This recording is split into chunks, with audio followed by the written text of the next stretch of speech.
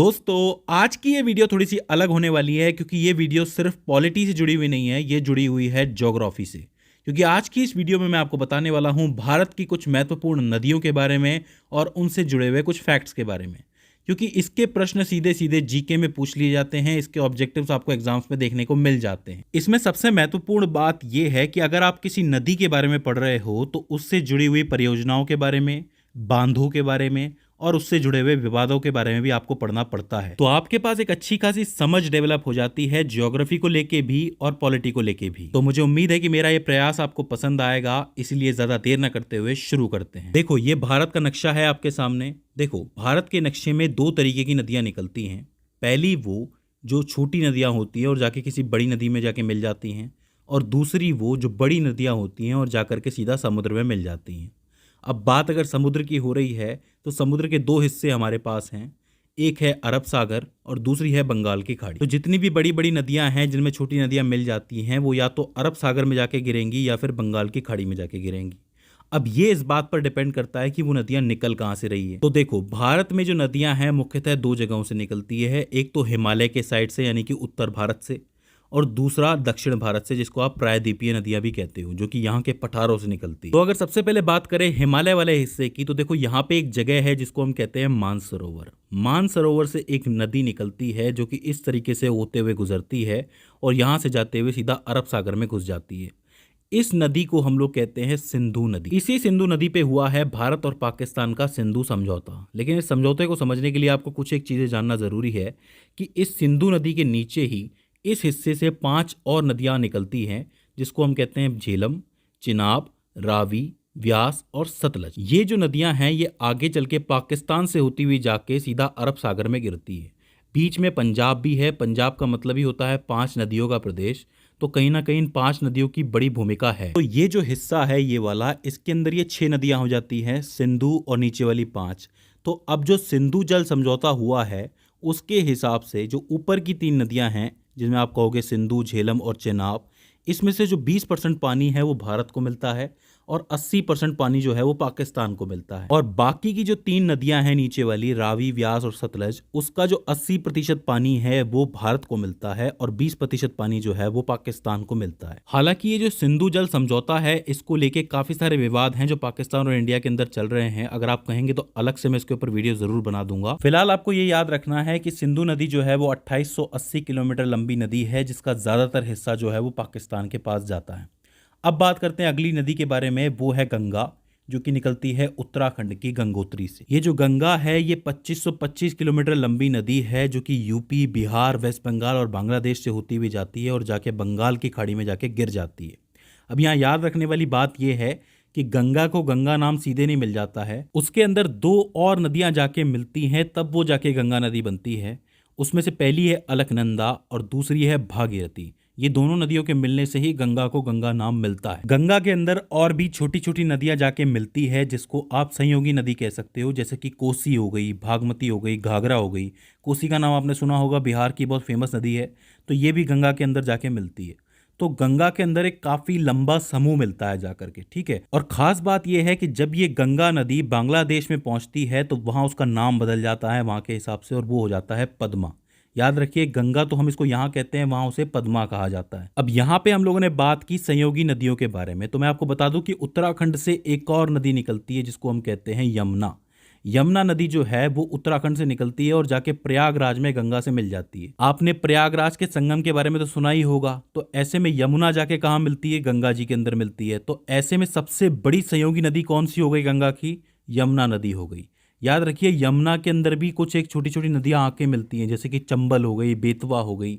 ये यमुना की संयोगी नदी है और यमुना अपने आप में एक संयोगी नदी है गंगा की। अब अगर हम लोग इन दोनों की बात कर ही रहे हैं तो तिब्बत के मानसरोवर से एक और नदी निकलती है सिंधु के अलावा, जो कि असम से होके गुजरती है, जिसको हम कहते हैं ब्रह्मपुत्र। हालांकि इंडिया में उसे ब्रह्मपुत्र कहा जाता है लेकिन तिब्बत के अंदर उसको सांपो कहा जाता है।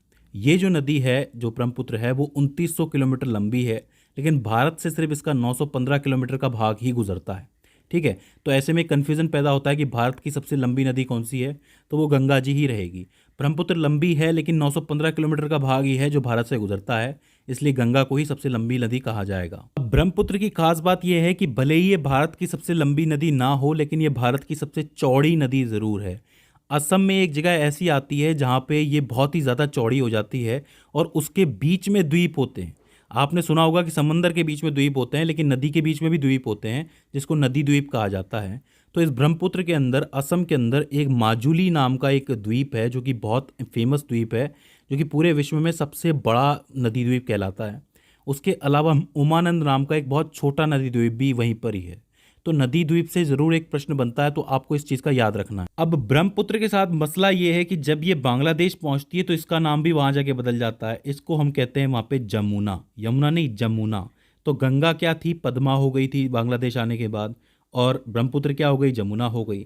और जब आगे चल के ये दोनों भी मिल जाती हैं, मतलब ब्रह्मपुत्र और गंगा भी मिल जाती हैं, तब बनती है मेघना। इस चीज़ को आपको याद रखना है कि जो गंगा थी वो बांग्लादेश में क्या हो गई, पद्मा हो गई। ब्रह्मपुत्र थी वो बांग्लादेश में क्या हो गई, जमुना हो गई। और बांग्लादेश में जब ये दोनों आपस में मिली तब वो क्या बन गई, मेघना बन गई। ये है वो सारी प्रमुख नदियाँ जो कि नॉर्थ इंडिया से, यानी कि उत्तर भारत से, यानी कि हिमालय से निकलती है। अब इनके बारे में आप एक एक चीज़ पढ़ सकते हो कि किस नदी के ऊपर कौन सी परियोजना चल रही है, किस पे कौन सा बांध बन रहा है। हालांकि आप चाहेंगे तो अलग से वीडियो मैं बना दूंगा उसके ऊपर, लेकिन ये नदियाँ आपको मुख्यतः याद रखनी है।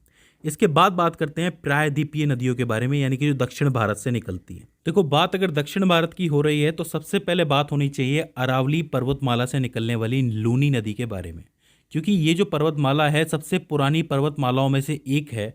तो उसमें से निकलती है लूनी नदी, जो कि सीधे समुद्र में नहीं जाती है, वो कच्छ के रण में जाती है। ये सवाल बार बार पूछा जाता है कि वो कौन सी नदी है जो कि कच्छ के रण में जाके विलुप्त हो जाती है, तो आपको लिखना है लूनी नदी, जो कि अरावली पर्वतमाला से निकलती है।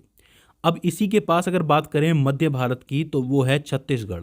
छत्तीसगढ़ की एक जगह है जिसको हम कहते हैं अमरकंटक।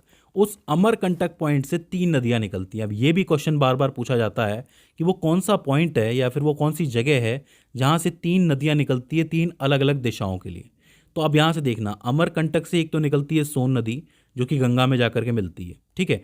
अब ये सबसे खास बात यह है कि ये दक्षिण से जा रही है उत्तर की तरफ, मतलब गंगा की तरफ।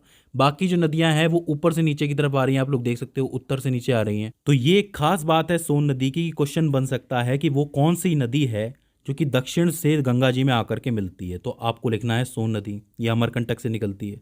दूसरी नदी जो अमरकंटक से निकलती है वो है नर्मदा, जो कहाँ जाके मिलती है, अरब सागर में जाके मिलती है। लेकिन खास बात यह है कि नर्मदा हमेशा रिफ्ट घाटी में से होकर गुजरती है, मतलब ये कुछ पहाड़ों के बीच में से होकर गुजरती है, जिसको हम रिफ्ट घाटी भी कहते हैं।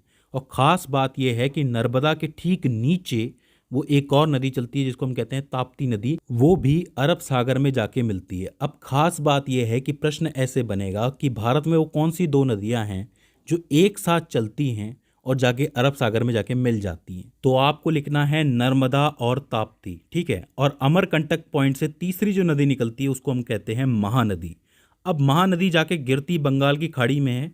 और इसके ऊपर एक बहुत इंपॉर्टेंट चीज़ है जो आप लोग याद रख सकते हो कि महानदी वो नदी है जिसके ऊपर भारत का सबसे लंबा डैम बना हुआ है। भारत का सबसे लंबा डैम कौन सा है, यानी लंबा बांध कौन सा है, हीराकुंड बांध। कितना लंबा है, तो इतना लंबा बांध जो है सिर्फ एक ही नदी के ऊपर बना हुआ है, जिसको हम कहते हैं महानदी। अच्छा, एक पॉइंट जो है वो नर्मदा से रिलेटेड है जो रह गया, कि जब नर्मदा नदी जो है आपकी जबलपुर से निकलती है तो वो एक प्रवाह पार करती है, एक तरीके का वाटरफॉल, एक तरीके का झरना होता है, मतलब पानी ऊपर से नीचे गिरता है, तो वो है कपिल धार। ये कपिल धार जो नाम है बार बार पूछा जाता है रिपीट करके कि कौन सी नदी कपिल धार प्रवाह से होके गुजरती है, तो आपको लिखना है नर्मदा नदी, ठीक है। इसके बाद थोड़ा नीचे आते हैं, यानी कि महाराष्ट्र में। महाराष्ट्र से एक नदी निकलती है जिसको हम कहते हैं गोदावरी नदी, जिसके किनारे नासिक भी बसा हुआ है, जो सीधे जाके बंगाल की खाड़ी में गिरती है। अब ये जो गोदावरी है इसको ब्रज गंगा कहा जाता है। क्यों? क्योंकि दक्षिण भारत में सबसे लंबी नदी कौन सी है, गोदावरी ही है। अगर पूरे भारत की बात करोगे तो गंगा है, और दक्षिण भारत की बात करोगे तो गोदावरी है, इसलिए इसको ब्रज गंगा के नाम से भी बुलाया जाता है। तो ब्रज गंगा के नाम से भी प्रश्न बन सकता है और दक्षिण भारत की सबसे लंबी नदी के नाम से भी प्रश्न बन सकता है, तो ये चीज़ आपको याद रखनी है।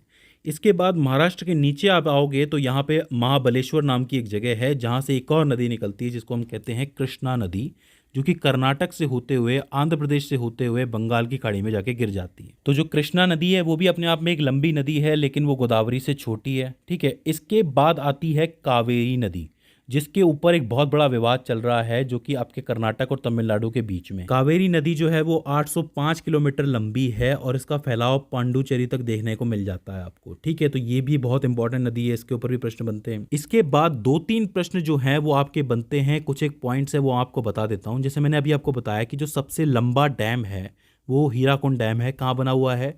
वो बना है महानदी के ऊपर। लेकिन जो सबसे ऊंचा डैम है भारत का वो कहाँ बना हुआ? तो वो जो बना हुआ है वो है सतलज नदी के ऊपर और उसका नाम है भाखड़ा नागल बांध। इस चीज़ को आपको याद रखना है, सबसे ऊंचा और सबसे लंबा। इसके बीच में आपको बिल्कुल भी कंफ्यूज नहीं होना है, ठीक है।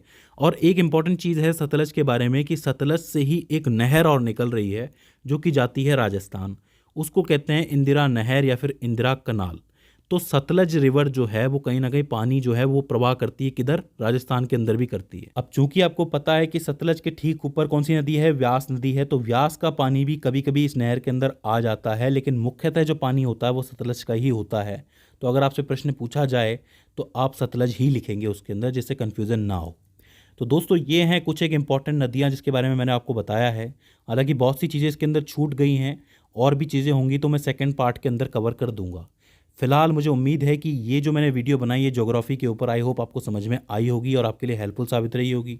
अगर आपको लगता है कि मेरी ये कोशिश सही है तो आप प्लीज़ हमें कमेंट सेक्शन में ज़रूर बताइए। तो दोस्तों आज की इस वीडियो के अंदर बस इतना ही। See you in the next one.